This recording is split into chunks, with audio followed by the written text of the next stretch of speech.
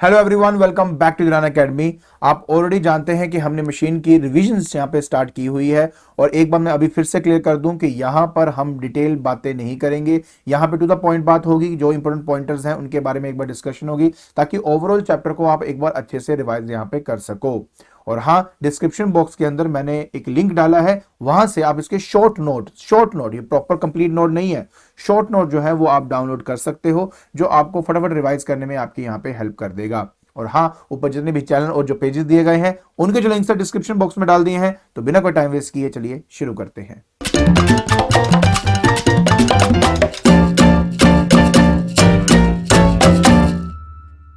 तो देखिए बेटा, बात करनी है हमने अपने पुली की। देखिए पुली क्या चीज होती है, क्या ये पेपर में आएगा? बिल्कुल भी नहीं, जस्ट एक अंडरस्टैंडिंग के लिए फटाफट बता रहा हूं। ये एक मेटालिक या वुडन डिस्क होती है जिसके अंदर ग्रूव्स बने होते हैं। उस ग्रूव्स के ऊपर एक स्ट्रिंग जो है वो पास की जाती है, जिसको आप रोप बोलते हो, वो पास की जाती है। ठीक है, डिस्क आपका रोटेट करता है, जिसमें जो सेंटर है उसका क्या होता है, हमेशा फिक्स रहेगा। तो ये छोटी मोटी मैंने आपको यहाँ पे बात बताई है अबाउट द पुली। तो देखो बेटा, अब हमने बात करनी है सिंगल फिक्स पुली की। सिंगल फिक्स पुली एक्चुअली में क्या होता है? देखिए यार, जिसका एक्सिस फिक्स होना, एक्सिस ऑफ रोटेशन फिक्स्ड हो, जो मूव नहीं कर सकता और जिसके अराउंड सिर्फ डिस्क घूमेगी, ठीक है, अप एंड डाउन पुली ऊपर नीचे मूव नहीं कर सकती, तो उसको सिंगल फिक्स पुली कहा जाता है। देखिए एक सिंपल सा आपको बना के दिखा देता हूं। जैसे कि ये मेरी पुली है, इस पुली का ये सेंटर पॉइंट है, यहां से मैंने इसको फिक्स कर दिया। अब ये पुली ऊपर और नीचे नहीं जा सकती। हाँ, ये रोटेट कर सकती है, ऑफकोर्स ये रोटेट कर सकती है। फिर इसके बाद यहाँ पे क्या होगा, मान लेते हैं यहाँ पे यार तुम्हारा मैंने लगा दिया लोड, ये तुम्हारा मान लो लोड है, और यहां से मान लीजिए मैंने आपका लगा दिया यहाँ पे एफर्ट। ठीक है, एक सिर्फ आपको समझाने के लिए प्रॉपरली मैं एक बार अच्छी तरह यहाँ पे आपको दिखा देता हूं कि क्योंकि मैं यहाँ नीचे से खींचूंगा तो ये आपका इस डायरेक्शन में इस तरह से ऐसे ये रोटेट करेगा। ठीक है, अब एक बात समझ लीजिए ध्यान से, जब आप ये ड्रॉ करते हो, देखो मैंने तो फ्री हैंड से ड्रॉ किया है, बट आप फ्री हैंड से ड्रॉ नहीं कर सकते, क्योंकि अगर आपने फ्री हैंड से ड्रॉ कर ले तो आपके मार्क्स पूरे कट जाएंगे। तो क्या करें? तो स्केल का इस्तेमाल करें और यहां से यहां पे स्केल रखो, इस पॉइंट पे रखो और यहां पर सीधे एक लाइन खींच दो, तो आपका वो ठीक हो जाएगा। एक सबसे बड़ी बात यहाँ पे ये आती है कि सर हमें स्ट्रेट क्यों बनाना पड़ता है। एक्चुअली क्या होता है ना कि स्ट्रैंड में टेंशन को शो करना होता है, और टेंशन को शो करने का यही तरीका कि आप इसको बिल्कुल सीधा बनाएं। That's the reason how you have to do this. इनके अलावा आपको एफर्ट, लोड, टेंशन, इन सबकी डायरेक्शन दिखानी होती है, और हमने इसके बारे में डिटेल स्टडी की हुई है। तो यहाँ पे लोड जो है वो नीचे की तरफ एक्ट करेगा। ठीक है, जो टेंशन है यहाँ पे ऊपर की तरफ हम शो करेंगे यहाँ पे, और यहाँ पे उसको शो किया जाएगा। अगर ये इक्विलिब्रियम स्टेट के अंदर है तो हमारा जो एल है वो टी के बराबर आ जाएगा, एफर्ट टी के बराबर आ जाएगा। मैकेनिकल एडवांटेज, क्योंकि लोड अपॉन एफर्ट होता है तो हमारा 1 आ गया। वेलोसिटी रेशियो, अब आप भी जानते हो बेटा, लोड अगर एक्स ऊपर मूव करेगा तो एफर्ट भी नीचे एक्स ही मूव करता है, तो displacement move by effort and displacement move by load अगर देखूं तो x upon x equal to 1 आएगा। तो एफिशिएंसी बेटा आपकी 1 आएगी, या हम इसको कह सकते हैं 100% हमारी एफिशिएंसी होती है।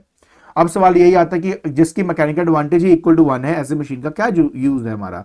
तो बेटा इसका इस्तेमाल सिर्फ और सिर्फ आपके एफर्ट के डायरेक्शन को चेंज करने के लिए किया जाता है, सिर्फ इसलिए ही आप इसका इस्तेमाल करते हो।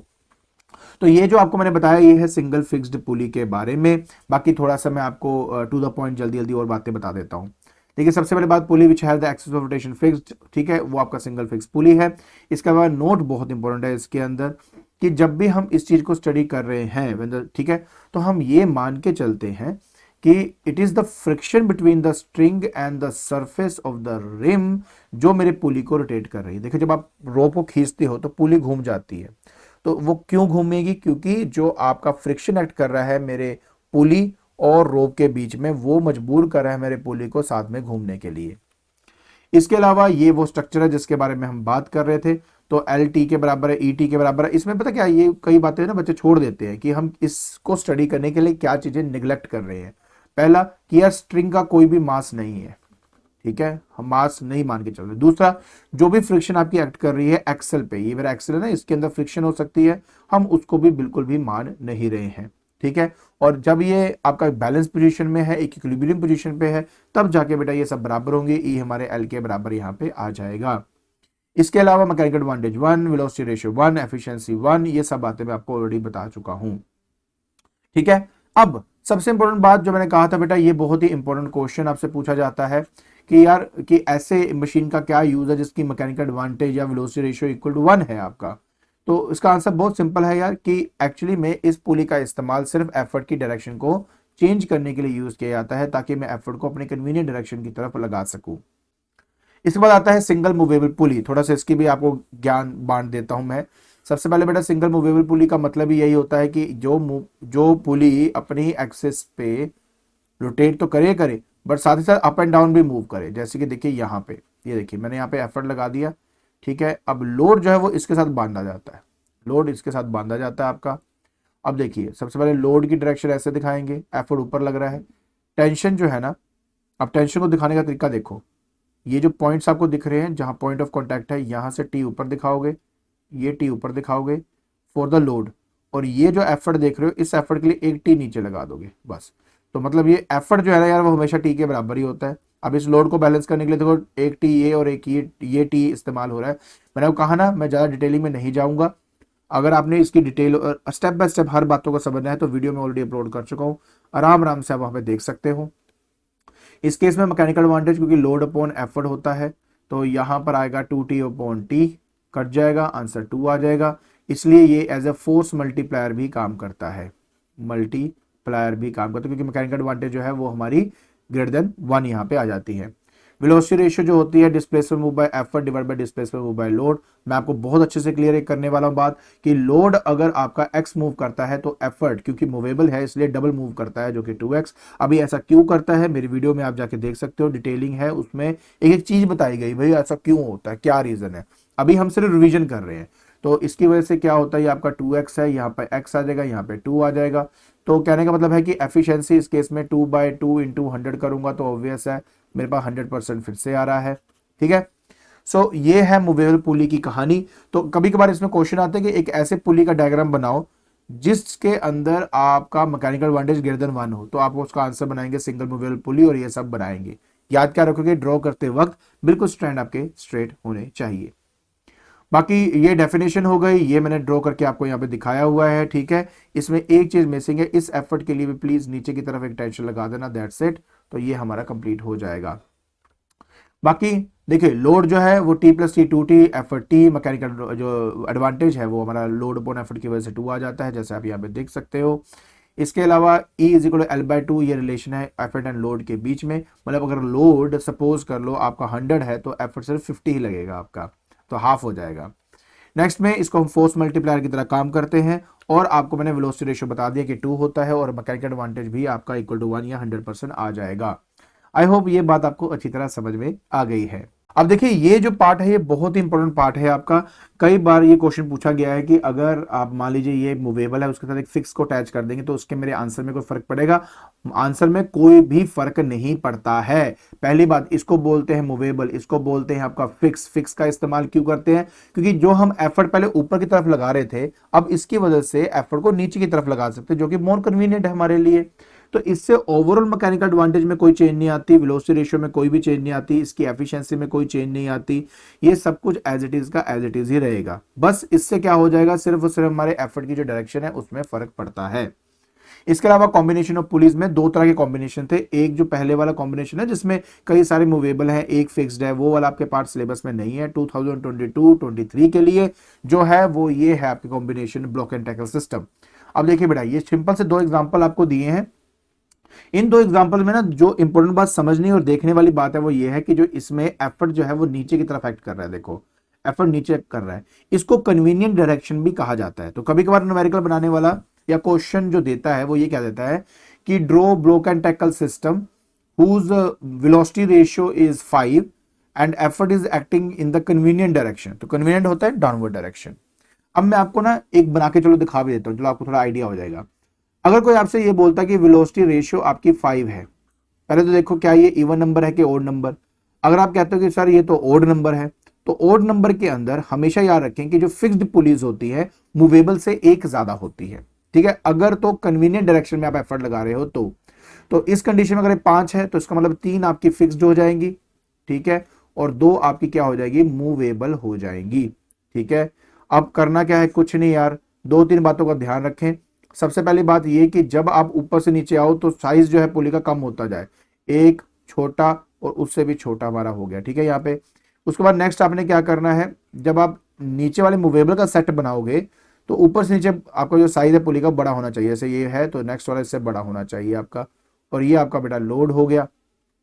अब एफर्ट नीचे लग रहा है तो एफर्ट नीचे की तरफ ऐसे शो कर दीजिए। बस अब आप लपेटना शुरू कर दो, मतलब टेंजेंशियली आप लाइन को ज्वाइन करोगे सबसे नीचे से नीचे, फिर यहाँ से आप आएंगे यहाँ पर, फिर यहाँ से आप आएंगे यहाँ पर, फिर ठीक है फाइनली आप ये देखो यहाँ से ये पुली रह गई इस पे।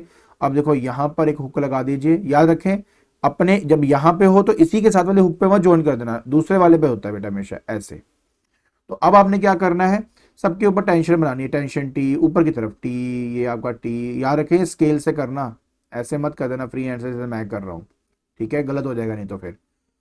ये बना दिया हमने यहाँ पे एंड दैट्स इट। अब सिंपल सी बात ये है कि जो लोड होता है आप देख सकते हो इसमें कितने स्ट्रैंड्स इसको बैलेंस कर रहे हैं, 1 2 ये 3 ये 4 ये 5 स्ट्रैंड इसको बैलेंस कर रहे हैं, इसलिए लोड आपका बेटा 5T हो जाता है। एफर्ट तो हमेशा ही टी के बराबर रहा है, इसलिए मैकेनिकल एडवांटेज आपकी क्या रहती है बेटा यहाँ पर, that is 5T/T that is equal to 5 आपकी होगी। वेलोसिटी रेशियो कोई पूछेगा ना तो याद रखना वो हमेशा नंबर ऑफ पुलिस के बराबर होता है। और यहाँ पे नंबर ऑफ पुलिस कितनी 1 2 3 4 5, तो आंसर हमारे पास यहाँ पे 5 आ जाता है। तो इस तरीके से बेटा हम ये वाली चीजें बनाते हैं और सॉल्व करते हैं। अब देखो यहाँ पे कितनी पुलिस है 1 2 3 4, इसलिए इसकी वेलोसिटी रेशियो क्या हो जाएगी यहाँ पे 4 हो जाएगी। ठीक है, तो याद रखिए ये सब चीज आप तभी अप्लाई कर सकते हो अगर आप एफर्ट लगा रहे हो इन द कन्वीनियंट डायरेक्शन। अब देखिए तो मैंने आपको ऑलरेडी बता दिया कि मैकेनिकल एडवांटेज ले लो चाहे वेलोसिटी रेशियो ले लो, आप हमेशा वो बराबर करेंगे नंबर ऑफ पुलिस के बाद। तो वेलोसिटी रेशियो भी अगर हम निकालेंगे तो नंबर ऑफ पुलिस के बराबर आएंगे, एफिशिएंसी हमेशा आपकी 1 आएगी। ड्रॉ करने का तरीका आपको आना चाहिए, प्रैक्टिस करना अच्छे से। एंड लास्ट जो टॉपिक है, बट इसके बाद मैं आपको एक और चीज बताने वाला हूं, पहले इसको देख लीजिए। सबसे पहले बात ये हमने आपको याद हो तो मैंने कहा था कि जब हम ये पुली स्टडी करते हैं तो जो वेट होता है हमारा पुली के खुद का जो वेट होता है हम उसको कभी कंसिडर नहीं करते हैं। ऐसा क्यों नहीं करते, उसका रीजन है क्योंकि मान लीजिए अगर एक सिंपल सा एग्जांपल देता हूं आपको, बहुत सिंपल सा एक एग्जांपल दूंगा कि मान लीजिए कि यहां पर मेरे पास एक पुली है, ठीक है, मैं इसको थोड़ा साफ साफ बनाता हूं पहले ताकि आपको और अच्छे समझ में आए। देखिए बात इसमें यहां पे क्या होगी कि मान लो अगर मैं सिंगल एक मूवेबल पुली का डायग्राम बना रहा हूं, देखिए ये मेरे मूवेबल पुली यहां पे बना दी और यहाँ पे आपका एफर्ट हो गया, ठीक है, ये टेंशन है, ये भी टेंशन है आपका, और नीचे क्या है आपका लोड है। ठीक है, अगर आप पुली का वेट कंसिडर करोगे तो वो वेट भी तो नीचे की तरफ एक्ट करेगा ना, तो इसका मतलब हुआ कि इन दोनों का जो सम है वो आपका 2T के बराबर आ जाएगा।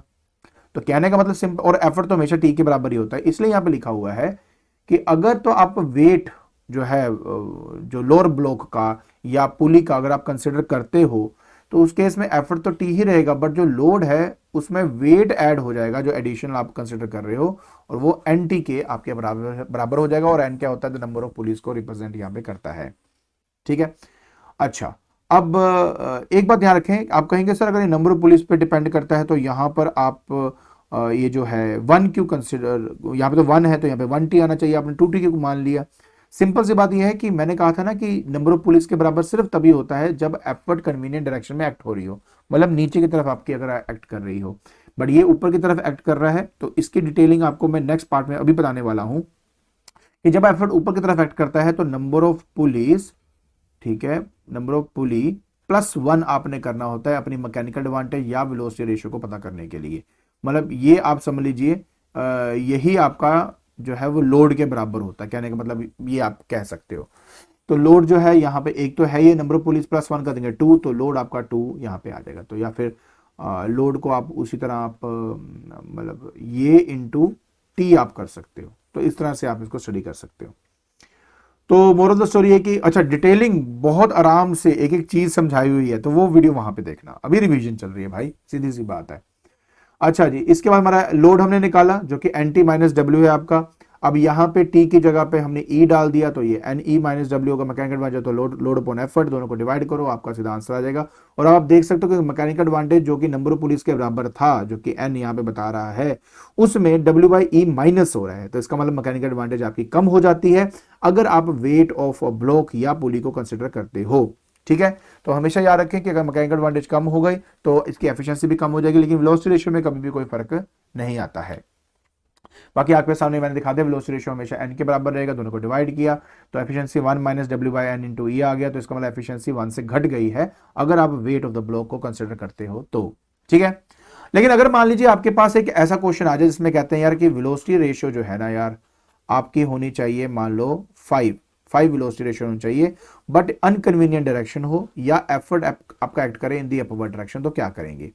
तो हमेशा याद रखें कि ऐसे कंडीशन के अंदर आप हमेशा ये बात ध्यान रखना जी कि जो नंबर ऑफ पुलीज आप यूज करोगे, नंबर ऑफ पुलीज, देखिए अब जब कन्वीनियंट होता है तो number of pulleys velocity ratio के बराबर होता है, लेकिन अगर इनकन्वीनियंट डायरेक्शन हो या एफर्ट एक्ट कर रहे हैं द अपवर्ड डायरेक्शन तो वेलोसिटी रेशियो -1 हमें करना होता है, तो 4 पुलिस का यहां पे इस्तेमाल होगा।